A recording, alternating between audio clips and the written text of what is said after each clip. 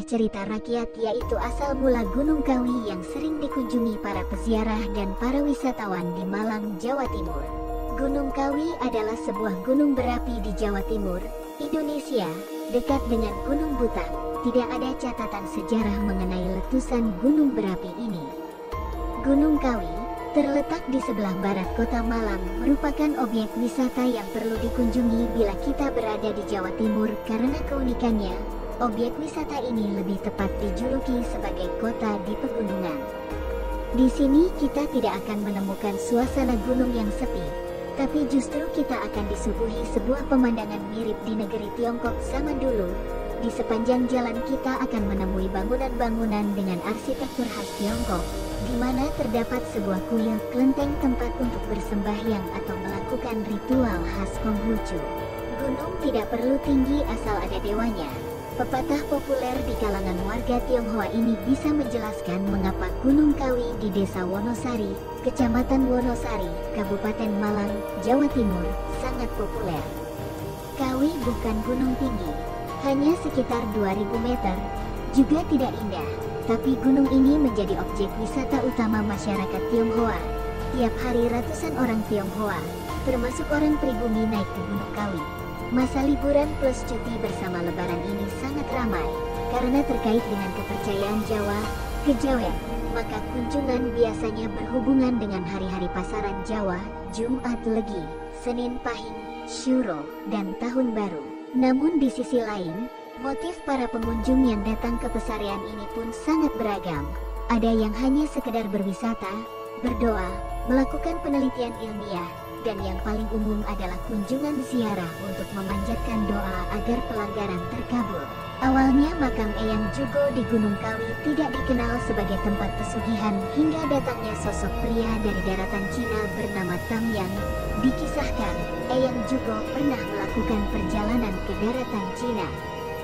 Suatu ketika, dia bertemu dengan seorang perempuan hamil yang kehilangan suaminya.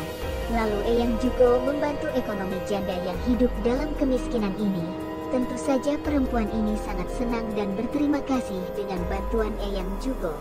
Sesuatu yang sudah menjadi tabiat Eyang Jugo dalam membantu sesama. Ketika Eyang Jugo hendak kembali ke Pulau Jawa, dia berpesan kepada janda itu agar anaknya nanti besar akan datang ke Gunung Kawi di Pulau Jawa. Anak dari janda miskin inilah yang diberi nama Tam Yang. Pada era tahun 40-an, datanglah Tam Yang ke Gunung Kawi. Tentu saja dia hanya melihat makam Eyang Jugo, karena Eyang Jugo sudah meninggal beberapa tahun sebelumnya. Tam Yang ingin membalas jasa Eyang Jugo yang telah berbuat baik kepada ibunya di daratan Cina. Itulah sebabnya, dia merawat makam itu dengan baik. Pria Cina yang biasa berpakaian hitam seperti pendekar silat di makam Eyang Jugo dan membangun tempat berdoa dengan gaya Cina. Sejak itulah, peziarah semakin ramai mengunjungi Gunung Kawi. Tetapi anehnya dengan tujuan mencari pesugihan dan bukan belajar bagaimana menjadi orang bijak seperti Eyang Jugo.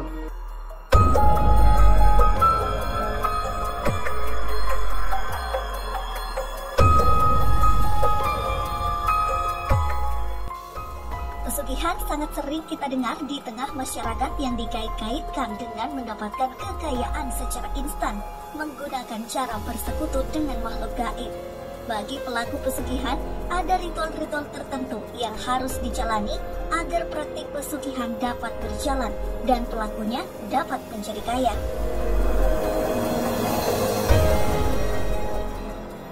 Lokasi pesugihan di Gunung Kawi sangat familiar.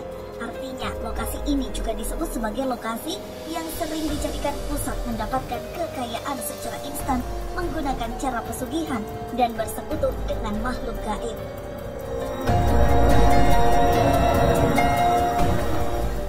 Bagi yang ingin mencari pesugihan di Gunung Kawi, maka kalian harus mengikuti beberapa ritual khusus yang harus dijalani. Hal ini sebagai syarat yang harus dijalani dan agar dapat menjadi kaya raya tanpa harus bekerja keras.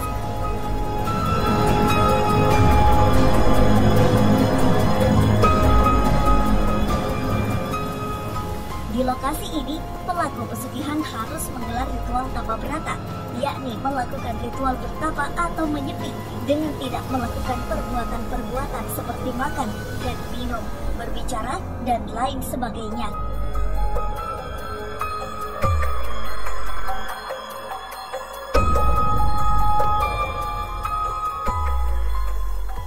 Namun sebelum melakukan tapa berata, pelaku pesugihan di Gunung Kawi harus menyiapkan beberapa syarat agar semua ritualnya berjalan lancar dan berhasil. Dan berikut adalah beberapa persyaratan pokok yang harus disediakan bagi pelaku pesugihan Gunung Kawi.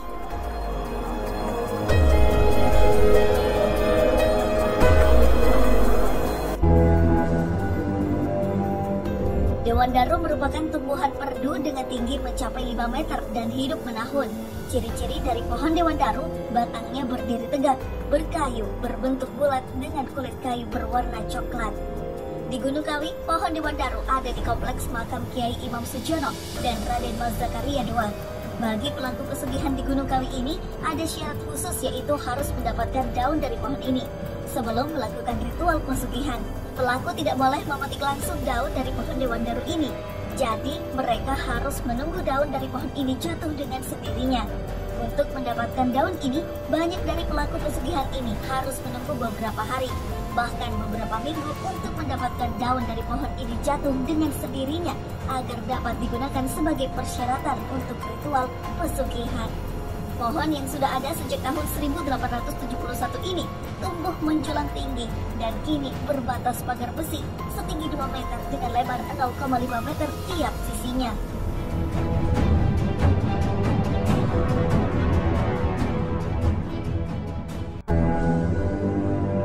Ubur rampe mengacu pada seperangkat makanan, minuman, peranti atau alat yang digunakan untuk ritual. Namun sebetulnya ubur rampe adalah seluruh peranti yang dibutuhkan dalam sesajen. Ubur rampe digunakan untuk menyebut peranti yang dibutuhkan dalam ritual sesajen seperti bunga setaman, kelapa muda, tumpeng, ingkung, dan lain sebagainya. Bahkan ada di antaranya rokok dan kemenyan.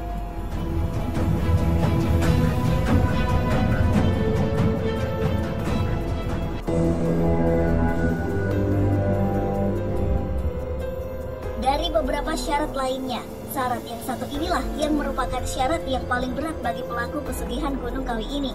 Dalam menjalani ritual pesugihan, pelaku juga harus menyiapkan tumbal. Tumbalnya pun gak main-main, harus nyawa keluarga atau diri sendiri. Jadi pelaku harus menyiapkan tumbal agar ritual mendapatkan uang pesugihan berhasil.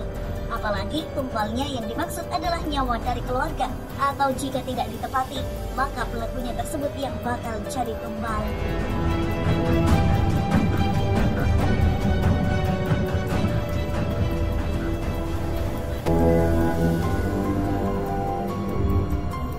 Syarat pesugihan Gunung Kawi lainnya adalah sesajen. Sesajen adalah syarat yang harus disediakan untuk ritual pesugihan ini. Sesajen tersebut diantaranya adalah ayam pancawarna, kemenyan, candu, kopi hitam dan pahit, serta 1 gelas air putih. Jenis-jenis sesajen tersebut merupakan makanan dan minuman kesukaan dari para makhluk gaib yang akan memberikan pesugihan di Gunung Kawi ini.